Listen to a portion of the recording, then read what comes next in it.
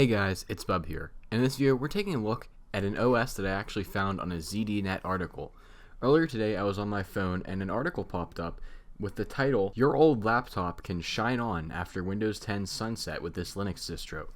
Now, as you all know, Windows 10 is end of life in October of 2025, so in just a few months. Many users have computers that are not compatible with Windows 11. And getting a computer that is compatible with Windows 11 costs a lot of money. So that may prompt a big switch to Linux. But the big question is, what Linux distro should those users look at? And ZDNet is recommending this OS, Siduction Linux. I'm eager to take a look at this because I've actually never heard of this Linux distro before that ZDNet article. So I'm eager to see what this OS is actually about. So we are going to go ahead and all of this looks good. We're going to boot this. Now, as you could see, this OS is based on the KDE desktop environment. There were a few different versions on their website you could have downloaded, but the article had said that they used the KDE desktop, so that's what we're taking a look at in this video. We're going to be looking at, is this Linux distro comparable to Windows 10? And could it replace Windows 10 come October? Alright, and here we are booted into the live ISO. So we're going to go ahead and double click on Install System and hopefully get this installed.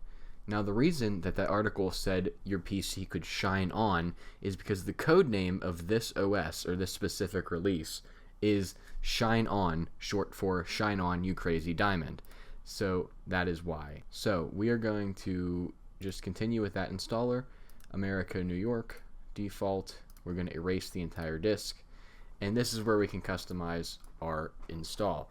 So we'll make our name Linux, and our password will be Linux, all lowercase, even though I know I'm going to forget that, and we use the same password. And actually, we'll log in without forgetting it, because I know for a fact I'm not going to remember what I made the password. And we are now installing Seduction Linux. With this little slideshow, we present to you some old artwork. Well, that's not a good impression. The plasma shell crashed. One step beyond great artwork, our logo. This is our second release. Oh, so it looks like we're taking a look at the past releases of this OS. That's pretty cool. I like that they included that. That's very cool.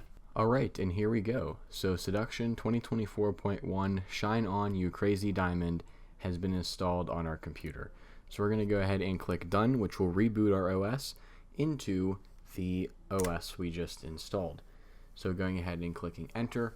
It doesn't look, and maybe this is just like a command we could change, but it doesn't look like there's an actual GUI boot up. It looks like it's all a verbose boot. Or maybe this is the GUI boot, and here we are in the desktop of Seduction OS. So some things I can notice straight off the bat, for those who are coming from Windows 10, the desktop itself would be very familiar because we have a taskbar that's laid out almost exactly like Windows 10 is, with the start menu on the left side and our time and our system tray over here on the right.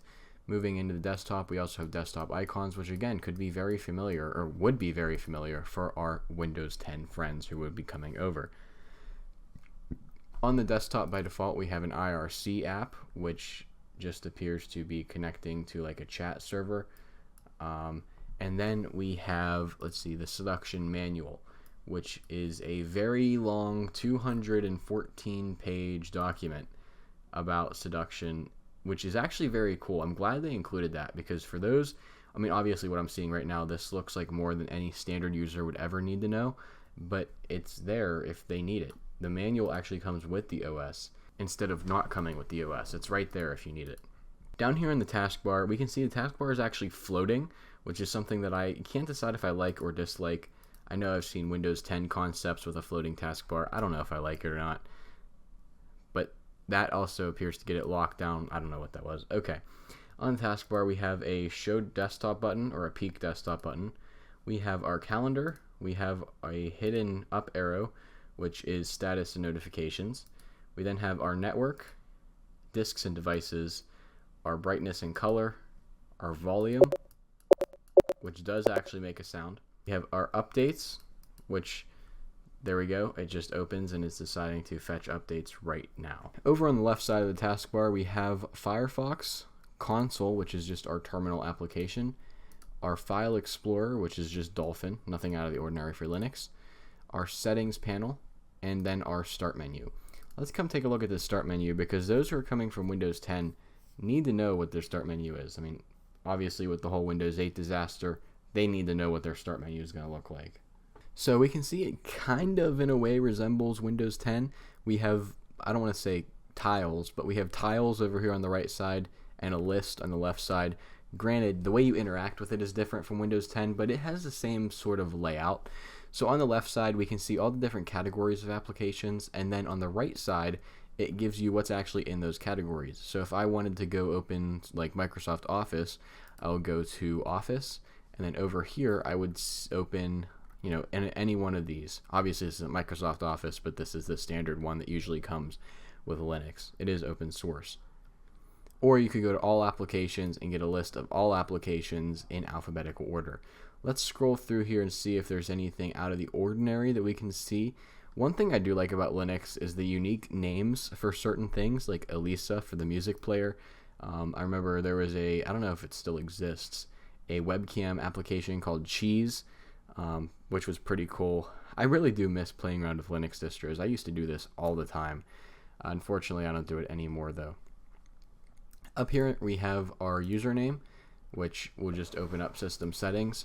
On the top we have to keep open, so the start menu just stays open. And then we have settings for the application launcher. On the bottom of the start menu we have a leave session, shutdown, restart, sleep, and places.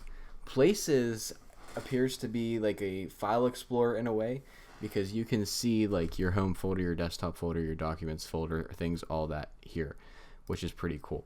You could also access all those same things through Dolphin. I mean, it depends on personal preference whether you want to go here or whether you want to go directly into the File Explorer. Speaking of the File Explorer, let's take a look around here while we have it open. We have it looks similar to what we see on Windows 10. We see all of our fun stuff here, and then our hard drive right here, a 60 gig drive and removable devices. So for those coming from Windows 10, nothing too out of the ordinary yet. Over here, let's go ahead and take a look at system settings. The last thing here, we do actually have window snapping, which is pretty cool. Do we get corner? We do. That's a feature that doesn't come with Windows 10. We can snap to 4 windows per screen, which is pretty cool. So let's take a look here in system settings. Definitely not as nice as Windows 11 or Windows 10. There's a lot of stuff here to take a look at, more than the average person would need. But I mean, it's pretty much a standard Linux settings pane right here. Nothing too out of the ordinary. So with that being said, this is a brief overview of Seduction OS. Could it replace Windows 10? Maybe. It has a big learning curve though. Jumping from Windows to Linux already is a big jump, but I feel like there's other distros that are easier to jump over compared to this one. Props to ZDNet though for introducing me to this OS. I had no idea something like this even existed, but I'm very happy that I got to take a look at it. With that being said, thank you for watching this video. If you liked it, make sure to drop a like and subscribe if you're new around here, as I do all kinds of different technology videos, including device restorations. With that being said, I'll see you all in the next one.